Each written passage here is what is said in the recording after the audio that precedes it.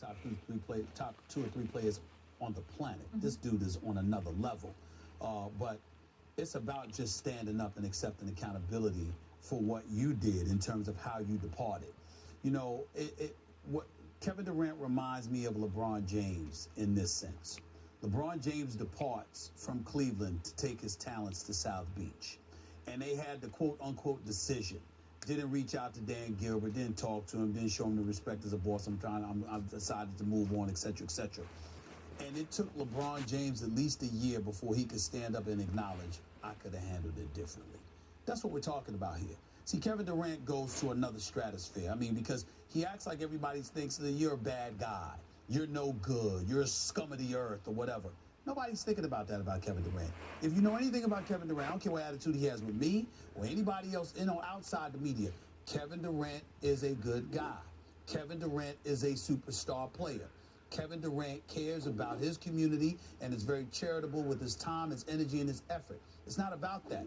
What we're saying is that Russell Westbrook, a guy that you embraced as your little brother, deserved better than what you gave him when you decided to depart. Russell Westbrook, you don't sit up there and leave him and don't call him, don't see him face to face, assuming it's true. Maybe somebody was lying. But according to Russell Westbrook, he found out Kevin Durant was leaving like the rest of us. Remember when he said during this press conference in Oklahoma City? Don't tell me that Russell Westbrook deserved that. Russell Westbrook is a guy that you went off about Mark Cuban, called Mark Cuban an idiot because he said something questioning whether or not Russell Westbrook was the player we all thought him to be. This is last year when they were teammates with one another. You went off on the media because they were asking you questions about Russell Westbrook. Time and time again, because certainly nobody bothered Kevin Durant. Think about Kevin Durant, and I asked you to consider this, Max Kellerman. Do you know of any star player who's had the honeymoon that he has had throughout his career up before he went to Golden State? Who the hell ever said a negative word about Kevin Durant? Sure. No one ever bothered him. In the end, all of this comes down to, Max, is that was supposed to be your little brother. You left him high and dry and didn't even say goodbye. And now you want to act like other folks are making it up. They're not making it up. So let me ask you this. Kevin Durant did this. We see this largely in similar ways, but not entirely. I don't think he's trying to get himself off the hook in terms of public perception. If that happens, I'm sure he wouldn't be upset about it. But I think he's internalized this. I think he's trying to reconcile two things here, Kevin Durant. His own behavior on the one hand, with his desire to be a good person on the other. Not to simply be perceived as a good person, but to be a good person. By all accounts, Kevin Durant's a good dude, right? I mean, you continually talk about he's a good dude. Yes. So he did Westbrook dirty. He has to know that on some level, and he's trying to reconcile that fact, did him dirty, that's his own behavior, he's responsible for it, with his desire to be a good person.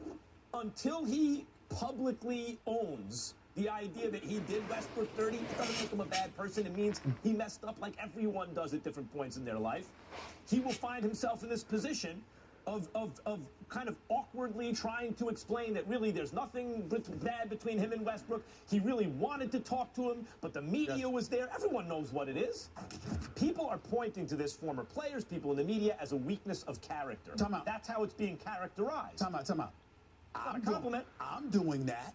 I don't know how many others have done that, but I'm doing that because I believe, and I will to the death. I don't give a damn how many titles he wins in Golden State. I will always remember that you were up 3-1 in a conference championship, swearing and hugging a dude that you called your little brother, talking about how we gonna come back and get him, and 3 weeks later you decided to join the very team that knocked you out. I will not forget that.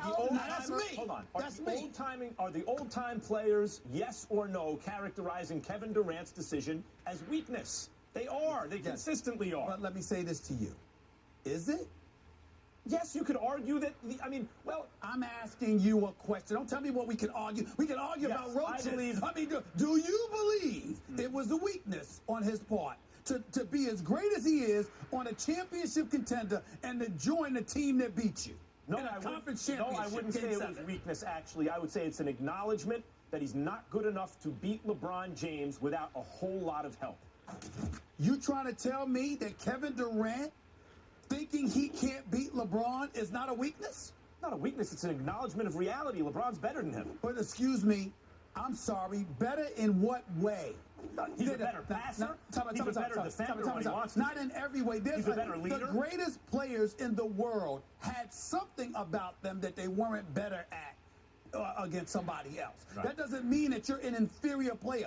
Kevin Durant is not an inferior player to LeBron. Yes, His strengths are different than LeBron. No, he's inferior to LeBron. LeBron can't shoot like him. LeBron is better than Kevin Durant. LeBron cannot shoot like him. No, that's true. He's a better shooter than LeBron. LeBron's a better basketball player. Kevin Durant is one of the guys. He might be a better carpenter than LeBron too, but he's not as good a basketball player. Excuse me. In terms of completion, but the things that he does great make up for it. No.